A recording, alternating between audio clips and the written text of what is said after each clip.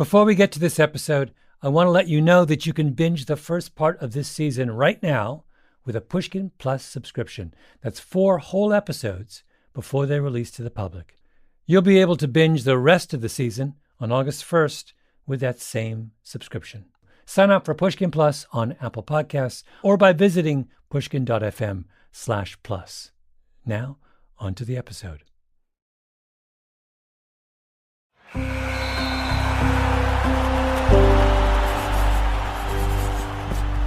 Pushkin.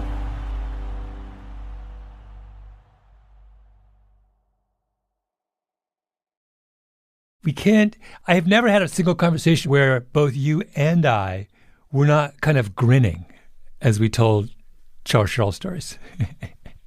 Well, I think there's something kind of lovely about his unself-consciousness. I mean, he's a rare breed in this day and age, the like completely unself-conscious man who never for a second doubts his abilities, even though there's so much evidence for why he should be doubting his abilities.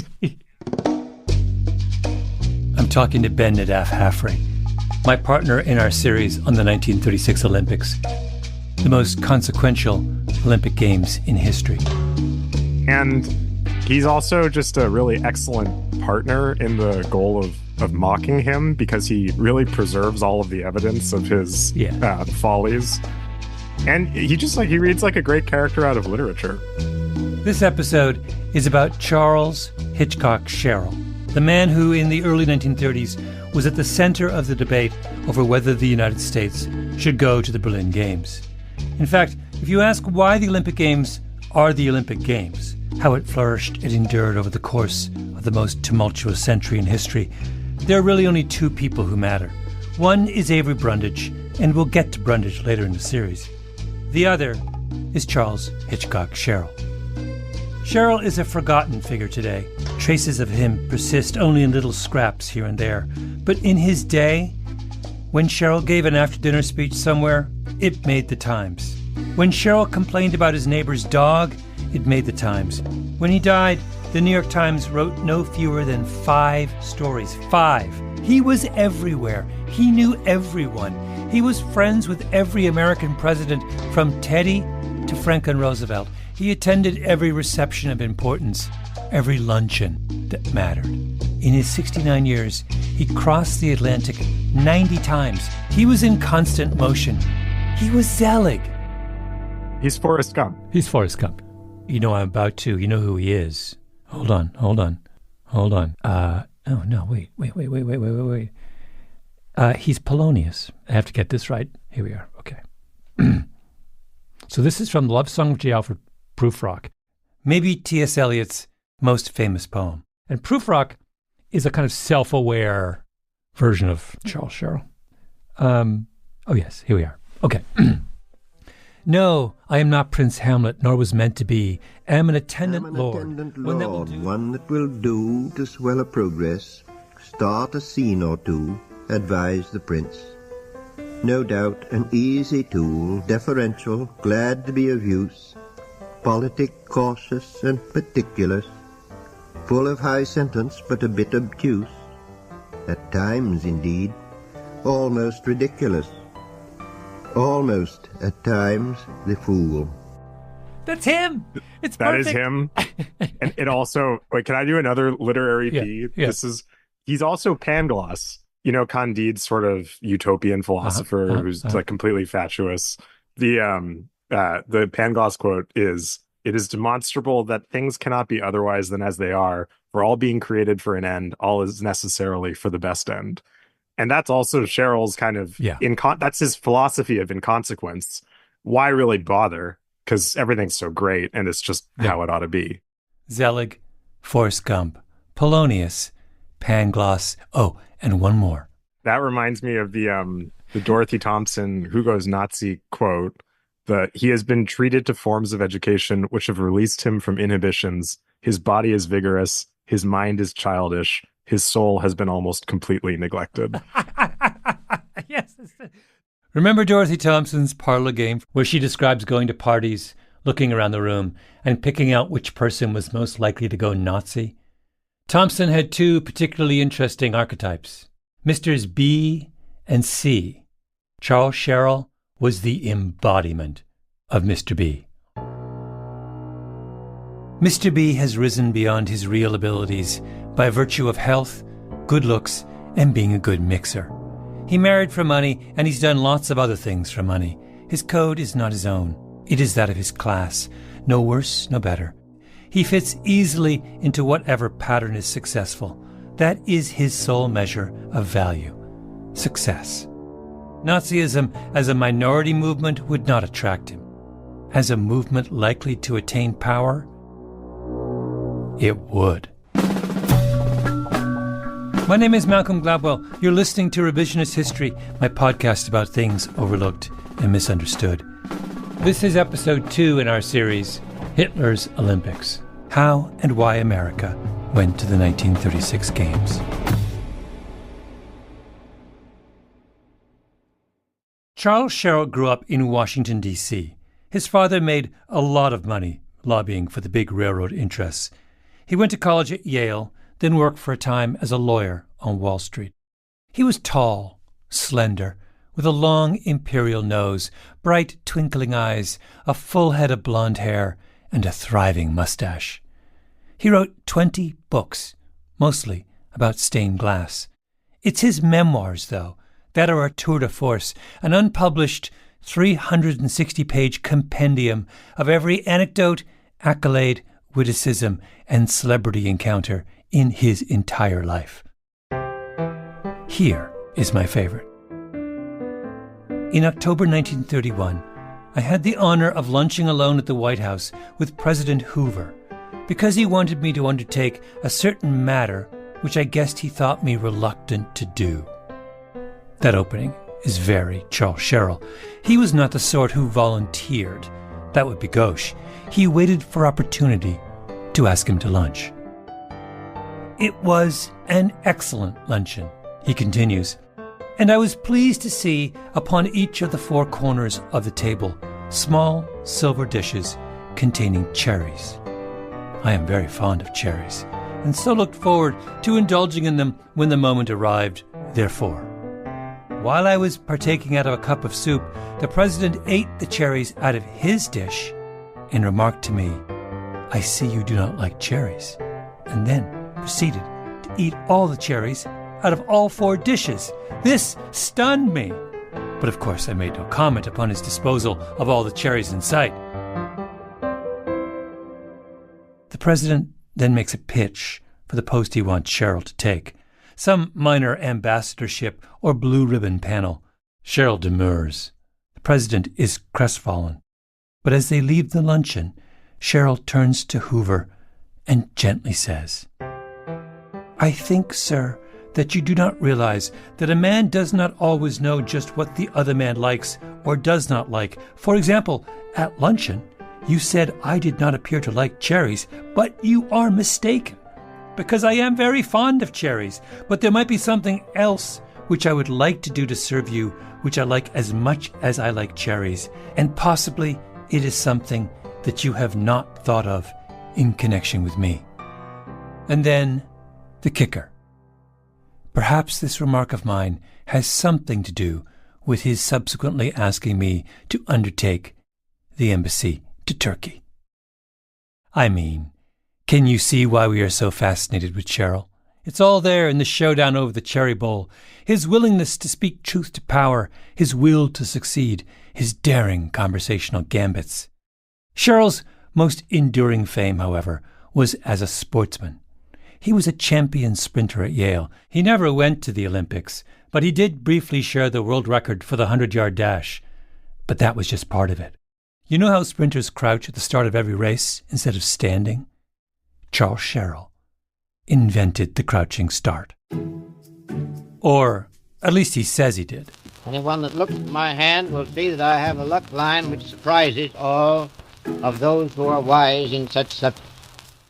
Sherrill was much sought after as an after-dinner speaker, and he would often begin with a story or two of his halcyon days at Yale as a champion, athletic, innovator. Which brings me to the athletic thought that although I should claim credit for the invention of the crouching start, The real fact is that it's due more to luck than brain.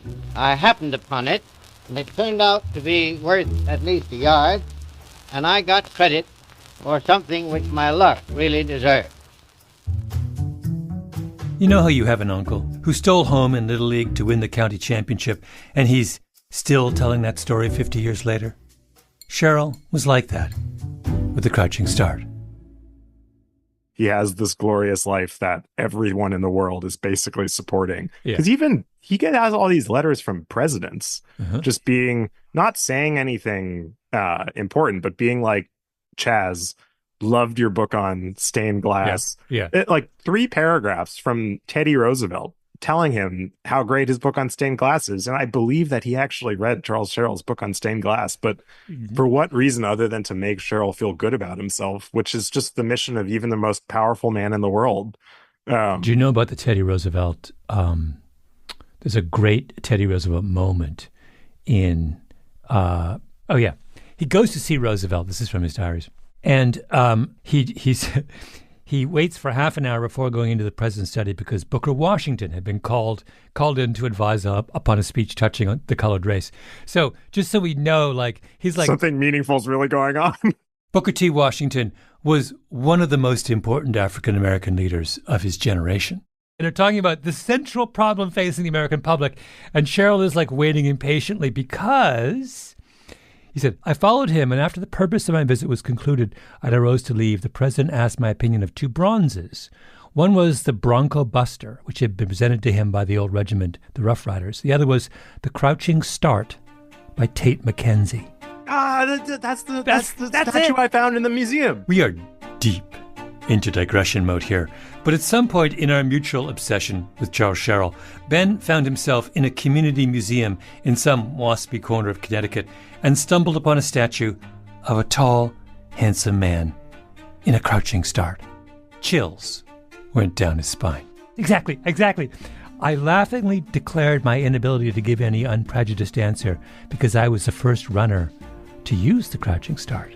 Not true, by the way. Come back here and sit down, snapped out the president, and then followed a rapid-fire fusillade as to why that start had been invented, its advantages, limitations, etc., until I felt as if a stomach pump had been applied to my brain.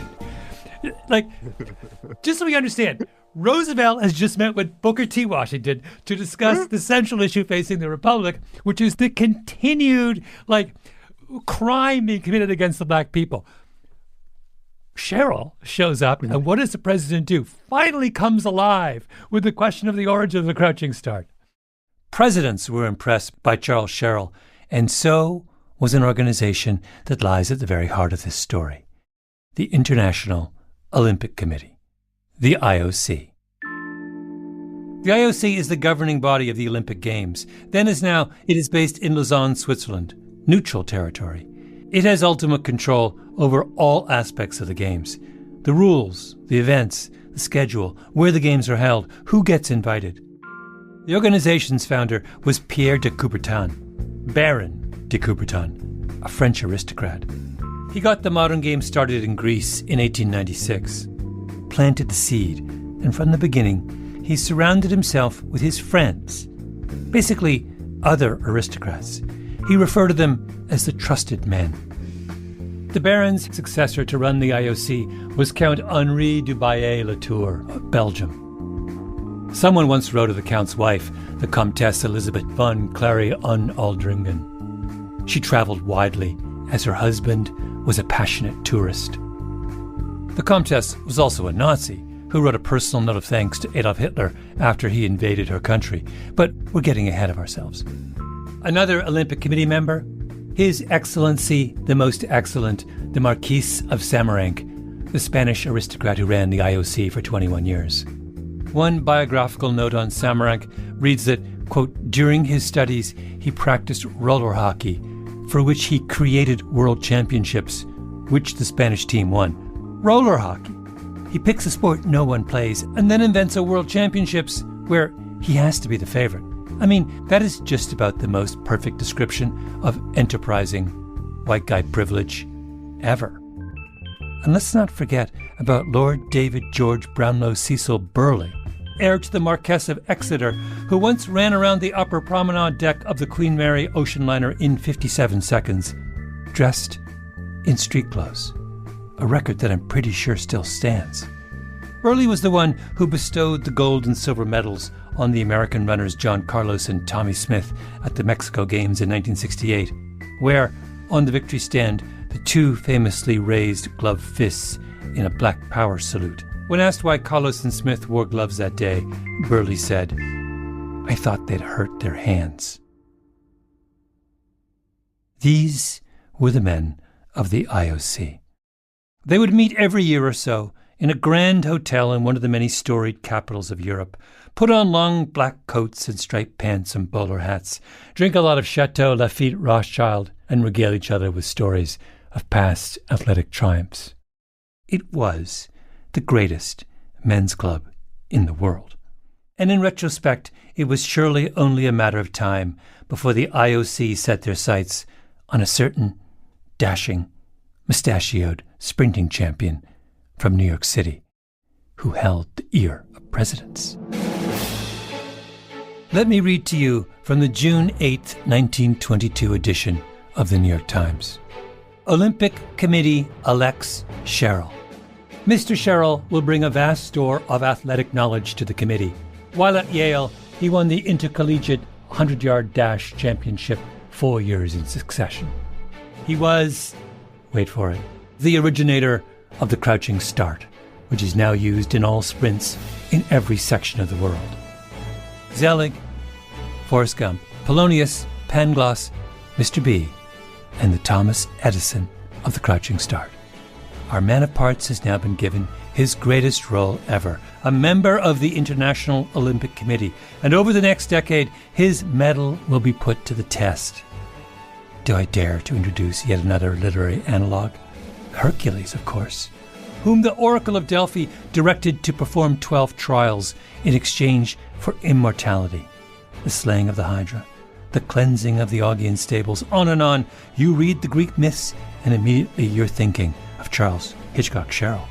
And by the way, where is the most famous depiction of the labors of Hercules?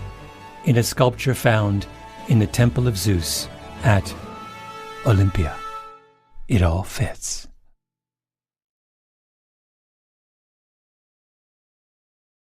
Adolf Hitler's rise to the leadership of Germany was swift. In 1923, in his mid-30s, he makes an incredibly clumsy coup attempt in Munich and gets arrested. Spends 9 months in prison, where he writes Mein Kampf, his vision for a new Aryan Germany, cleansed of Jews and outsiders. And as soon as he gets out, his star ascends. By the time our famous American journalist Dorothy Thompson interviews Hitler at the Kaiserhof Hotel in 1931, the Nazis are the second biggest party in the German parliament and gaining ground. And Thompson is trying to figure out whether Hitler can actually get elected chancellor, especially since he makes it clear that he doesn't actually believe in democracy. Thompson wrote, "People were to awaken, and Hitler's movement was going to vote dictatorship in. In itself, a fascinating idea. Imagine a would-be dictator setting out to persuade a sovereign people to vote away their rights." In 1933, Hitler pulls it off. He comes to power. Almost immediately, there's a boycott of Jewish businesses. People start beating up Jews in the streets. Jews get banned from professional organizations and sports clubs. The Nazis, it turns out, care a great deal about sports, about physical fitness, about vigorous competition, and their vision of sports does not include Jews. Germany's best tennis player at the time is Jewish, Dr. Daniel Prenn, and he gets kicked off the country's Davis Cup team. In the spring of 1933, the head of the German organizing committee for the Berlin Games, Theodor Lewald, is stripped of his post because there were some Jewish people in his family tree. In May of 1933, the German sports commissioner gives an interview where he says that German sports are for Aryans. The American Jewish Congress sends a telegram to the American delegates to the IOC. It says, "No Jew in America or in other countries could in self-respect undertake to appear in Germany under present conditions. The Olympic ideal and the Nazi agenda are on a collision course. Now it's June 1933. The IOC has its big meeting set for Vienna. It was almost certainly at the Hotel Imperial, a magnificent building in the Italian neo-Renaissance style. Marble lobby, coffered ceilings, crystal chandeliers. No other place would be up to the IOC's standards. Little known fact about the Imperial, by the way, Hitler worked there briefly as a janitor when he was bumming around Vienna in his 20s. 66 delegates are coming for the IOC meeting from every country of significance in the world. The men's club has gathered in their long black coats, their striped pants and bowler hats. A special program is printed up for all in attendance, which begins on its opening page with a questionnaire. Are you a sportsman? 1. Do you play the game for the game's sake? 2. Do you play for your team and not yourself? 3. Do you carry out your captain's orders without question or criticism? 4. Do you accept the umpire's decision absolutely? 5. Do you win without swank and lose without grousing? And then the crucial one. 6. Would you rather lose than do anything which you are not sure is fair? The Vienna meeting focuses squarely on that sixth question. A true sportsman would rather lose than do anything that wasn't fair, and the delegates are perfectly aware of what's going on in Germany. Not letting Jews compete simply because they are Jews is, for the sportsman, surely the definition of unfairness. But our international committee does not concern itself with internal athletic conditions in any country, but only with the choice of that country's members for its Olympic team. This is Cheryl in a speech outlining the Commission's dilemma that week in Vienna. Now that's very important to remember. With that choice, we insist that race, religion, color, and so forth shall not interfere. Cognitive dissonance is upon us, and the Olympic Committee members have 4 ways they can resolve it. They can move the games somewhere else. They can cancel the games, the way they did in 1916 in the middle of the First World War. They can keep the games in Berlin and simply let everyone boycott. Or they can convince the Nazis to have a change of heart when it comes to their Jewish athletes. What should they do? Let us put ourselves in the mind of our hero, Charles Hitchcock Sherrill. He has sailed the Atlantic 90 times. He has written a book on German stained glass windows. He knows the Teutonic soul. And did not Charles Hitchcock Sherrill stare down the President of the United States over the thorny issue of the disputed Cherry Bowl? Why bow to tyranny? Why not compel tyranny to bow to you? The last option, to convince the Nazis to be less Nazi, was the only choice. Sherrill sends a telegram home to the American Jewish Congress. Rest assured that I shall stoutly maintain the American principle that all citizens are equal under the law. The key business of the Vienna meeting was conducted by a 6-man executive committee, headed by the Belgian Count Henri Dubaillet-Latour. And Sherrill, by virtue of his stature as a diplomat and storied athlete, is the key player in that inner circle. They meet behind closed doors. Imagine a room full of mustachioed gentlemen in an ornate conference room festooned with portraits of other mustachioed gentlemen. Sherrill, Baillet-Latour, and the English delegate on one side of the long oak conference table, the Germans on the other. It was a trying fight, Sherrill explains later in a letter to a friend. The British said, "Let the Germans be," but Sherrill would have none of it. The Germans yielded slowly, very slowly. First, they conceded that the other nations could bring Jews. Then I went at them hard, insisting that as they had expressly excluded Jews, now they must expressly declare that Jews would not even be excluded from German teams. He would tell this story often in the intervening years. I personally, fearing unfair treatment of Jewish athletes in the selection for the German 1936 Olympic team, made it my business to push the point so far that our committee received from the German Ministry of Interior, Ministerium des Innern, a letter of 3 short paragraphs, the third of which reads, "As a principle, German Jews shall not be excluded from German teams at the games of the 11th Olympiad," that is next year. I had the honor of drafting that third paragraph. Perhaps you will agree that I felt everyone at home and abroad thought that I was thus doing my best for the Jews. In Vienna, there are reporters gathered at the hotel, waiting for news to break. Cheryl emerges, triumphant. The games will go on. A cheer goes up around the world. The New York Times, Cheryl's newspaper of record, calls him a hero. The straightforward character of the promise obtained from the German government came as all the greater surprise, and the opinion was expressed that a real blow had been struck in the cause of racial freedom, at least in the realm of sports. Charles Cheryl confronts the contradiction of the Berlin Games, the cognitive dissonance of a pure competition in an impure place, and he resolves it. How? Not like Dorothy Thompson. She said, you resolve it by not going. He says, no, you resolve it by making the impure place pure, by staring down his German counterparts across the negotiating table and through sheer force of personality and intelligence and courage and good old-fashioned New York City moxie, bending them to our will. The Vienna Declaration was Charles Hitchcock Cheryl's finest hour. The controversy over the games faded. The Olympics were saved. Problem solved, right? Oh no. Problem is just beginning.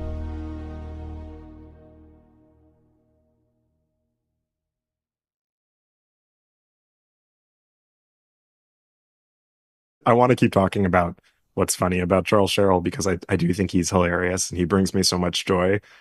I think he also raises a number of very complicated moral questions. Yeah. And I found myself at the end of the second day that I went into the archives, his scrapbooks are at the New York Historical Society.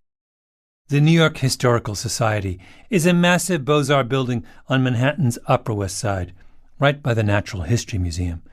If you were a man of Charles Cheryl's stature, there is no other place worthy of your collected papers.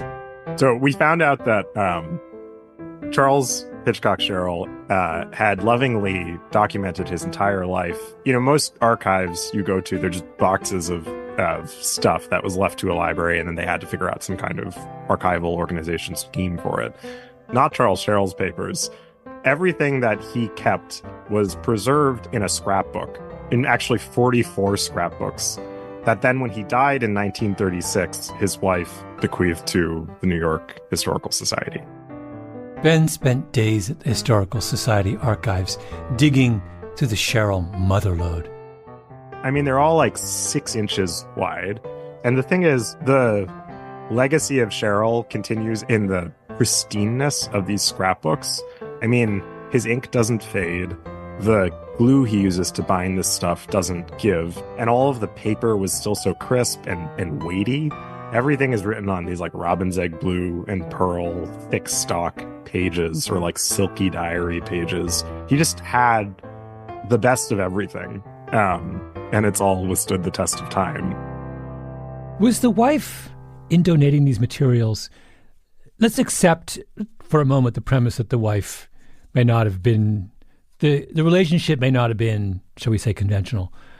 Do you think she knows what she's doing? Oh, the wife. We haven't talked about her yet.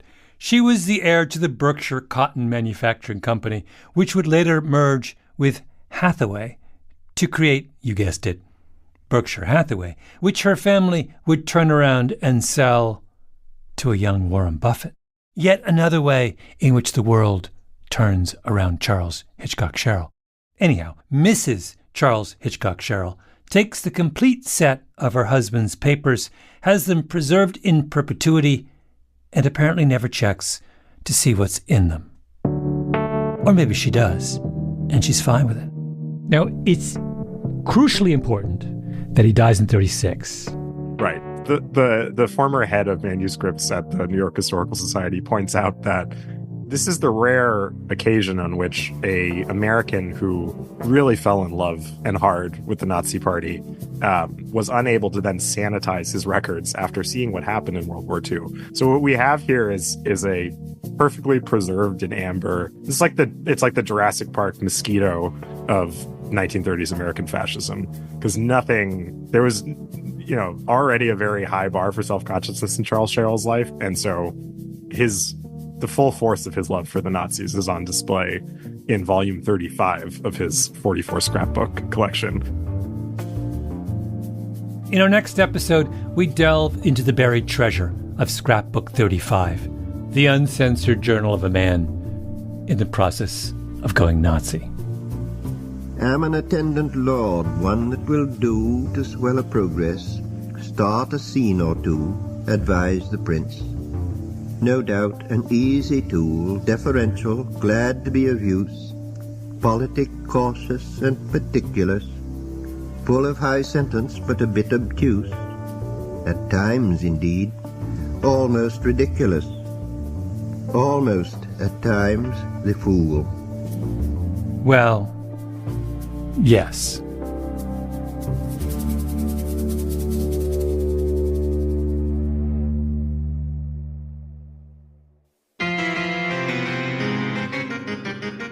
Revisionist History is produced by Ben Nadaf Haffrey, Tolly Emlin, and Nina Bird Lawrence. Our editor is Sarah Nix, fact-checking by Arthur Gompertz and Jael Goldfein. Original scoring by Luis Guerra, mastering by Flawn Williams, Sarah Bruguera, and Jake Gorski. Engineering by Nina Bird Lawrence. Our executive producer is Jacob Smith. Special thanks to Karen Shakurji. I'm Malcolm Gladwell.